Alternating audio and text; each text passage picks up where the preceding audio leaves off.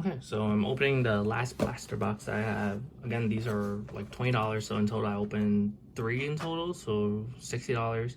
I would say, again, like I don't really recommend buying these if you're chasing specific autographs from certain wrestlers that you like, since you might not end up getting what you want, especially since you could buy singles for a lot of these wrestlers, even have 25 or even 10 for people that no one really likes or not as popular, for way cheaper than whatever you're buying multiple boxes for, where you're kind of gambling for what you're gonna get. So I ended up with, for the first 2 boxes, Cesaro, Matt Relic, which was out of 99, 2 out of 99, and then the Charlotte Flair and Becky Lynch film strip, which was out of $2.99, which is pretty cool. So, but yeah, especially if you're looking for like cards specifically for like the male wrestlers, they don't seem to go for like a lot, whereas compared to if you're to buy the cards for, unless you're chasing like the female wrestler cards, they are very expensive for whatever reason. Alright, so again, it feels like the relic card is always on top, so let's just go ahead and open the other ones first. Yeah, Royal Rumble's coming up, we'll see how that goes. Kyle O'Reilly released. Cesaro, Shinsuke, Tommaso Ciampa going to the main roster soon, I think. Hopefully that goes well. Triple H and Stephanie McMahon at WrestleMania. Miz and John Morrison. Morrison, I think, also left. It's kind of a shame. When he came back, you'd think like, oh, you know, he made a star in like, I think he was in TNA and then for Lucha Underground for a while, and he was like in great shape. You would think maybe they'd end up doing something with him, but in the end they ended up still, you know, kind of making him a tag team with The Miz and kind of just like lingering, doing nothing. Edge and Randy Orton. Again, pretty cool that Edge came back. Another Bobby Heenan. Sheamus. Saray. I see people selling signatures of Saray. I honestly never seen her before. Is she like an NXT wrestler or something? Or is it like some, maybe I haven't watched her in like a couple months and is this one of those wrestlers they dropped or released? Jey Uso, Jimmy and Jay. I honestly, to this day, I still cannot tell the difference between them. Dolph Ziggler, big fan. Street Profits. Again, what the hell happened to them? They just kind of vanished. Edge, Becky Lynch. I think Becky's still champ? Yeah. Not sure, unless she's injured again. I know for a while she might have been still champion.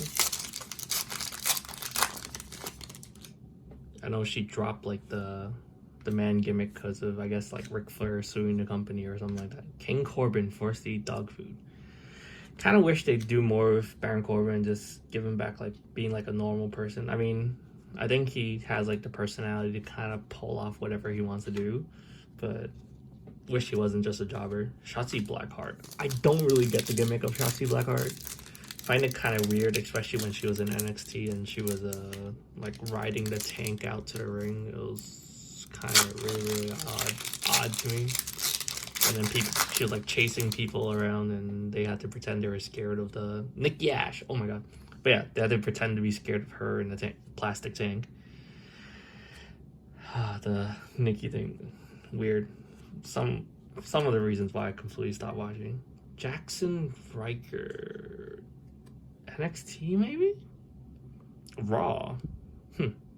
I honestly never even seen him on TV. Maybe because I've only watch highlights nowadays, or like certain matches. Bailey. I think Bailey's out injured at the moment. Angel Garza and Humberto Carrillo. Humberto, like, a lot of the wrestlers like Humberto, I find it kind of weird because they kind of look like just regular people. They seem like kind of like those like 205 Live type people. Dana Brooke, Drew McIntyre, MVP. Kind of interesting that he's back, and with Bobby Lashley, which is pretty cool. Hulk Hogan with Lex Luger. Otis. I think they dropped the whole Otis thing, right? Shayna Baszler, what happened to her? Did she end up getting released, or she's just kind of stuck in purgatory to do nothing?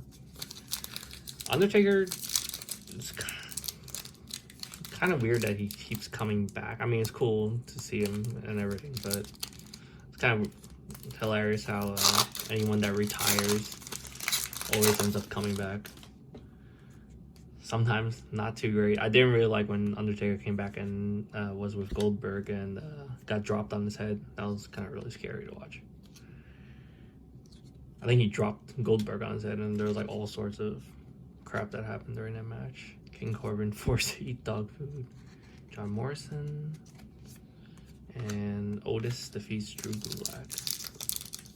I actually wonder, since I haven't really watched like religiously as much as I used to anymore, what happened to a lot of these wrestlers, even in like the whole past year. I just stopped watching completely during the pandemic and then after it, because it was just really weird to have like fake crowd noise, as well as even after coming back, they're still doing like the fake crowd noise.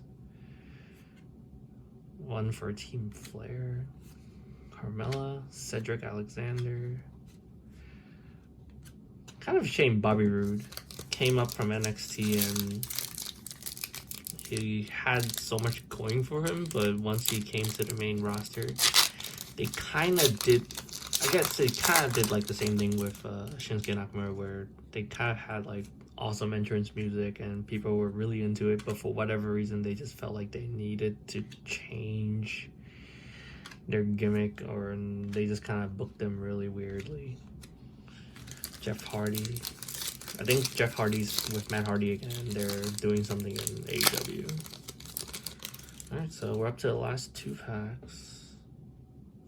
Bobby Lashley, Austin Theory, Drew McIntyre, Johnny Gargano and Candice LeRae, John Morrison. Oh, it's kind of interesting. On this card, there's actually like a crimp where they printed a card. That's kind of cool. Isaiah Swerve Scott. Who the hell is that? Street Profits. Again, no idea what happened to him. Alright, let's see. So, with our last box, let's see. Okay, so we have another film strip. It is out of $2.99, Macho Man and Ric Flair. Cool. So that's pretty much it for an opening. Thank you for watching.